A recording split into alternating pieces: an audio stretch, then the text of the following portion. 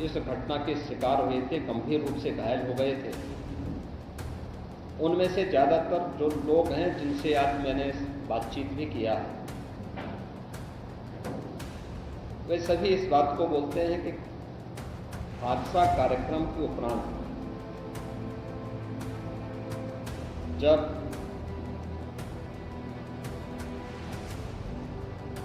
इस कार्यक्रम में जो सज्जन वहां पर अपना उपदेश देने के लिए आए थे, उनका कार्यक्रम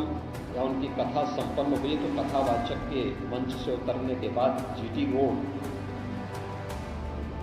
में जैसे ही उनका काफिला आया था तो उन्हें छूने के लिए जब महिलाओं का एक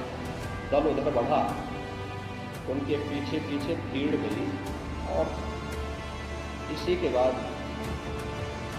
वे एक दूसरे के ऊपर चढ़ते गए। सेवादार भी लोगों को धक्का देते रहे, जिसके कारण दोनों ओर, जीटी रोड के दोनों ओर और जीटी रोड के अंदर भी ये सब हादसा वहां पर होता हुआ दिखाई दिया। इसका सबसे दुखद पहलू ये था कि इस प्रकार के आयोजन में जो सेवादार प्रशासन को अंदर घुसने नहीं देते, दुर्घटना होने के तत्काल बाद या दुर्घटना के दौरान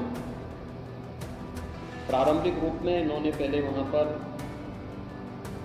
इस मामले को दबाने का प्रयास किया, लेकिन जब उन्हें प्रशासन ने हॉस्पिटल ले जाने की कार्रवाई प्रारंभ की तो इनमें ज़्यादातर सेवादार वहां से भाग गए। इस पूरी घटनाक्रम के लिए हम लोगों ने एडीजी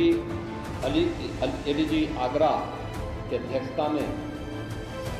एक SIT गठित की है, जिसने अपनी प्रारंभिक रिपोर्ट दी है और इस घटना की तह में जाने के लिए उनसे कहा गया है। बहुत सारे ऐसे पहलू हैं जिन पर जांच होनी बहुत आवश्यक है। अब तक प्रथम दृष्टिया जो थी हमारी कार्रवाई ये थी कि राहत और बचाव के कार्य को आगे बढ़ाने के बाद आयोजकों को पूछताछ के लिए बुलाना, घटना के बारे में, हादसे के कारणों के बारे में उनसे भी पूछताछ करना और फिर घटना की लापरवाही और जिम्मेदारों की जवाबदेही भी इसके लिए तय करना, जिसके लिए पहले से ही FIR यहाँ पे दर्ज हो चुकी है। इसके लिए कार्रवाई आगे बढ़ रही है। हम लोग इस बात को किसी भी प्रकार से डिनाई नहीं कर सकते कि इस प्रकार की घटना केवल एक हादसा नहीं होता। अगर हादसा भी है तो उसके पीछे कौन जिम्मेदार है, और अगर वह घटना घटित हुई है तो इसके पीछे हादसा नहीं तो साजिश किसकी है, कौन इसके पीछे है। हमने तय किया है कि हम इसका एक जुडिशियल इंक्वायरी भी करवाएं और जुडिशियल इंक्वायरी हाईकोर्ट के एक रिटायर्ड जज की अध्यक्षता में होगी, जिसमें प्रशासन और पुलिस के भी रिटायर्ड सीनियर अधिकारियों को रख करके इस पूरी घटना की तह में जाकर के जो भी इसके लिए दोषी होगा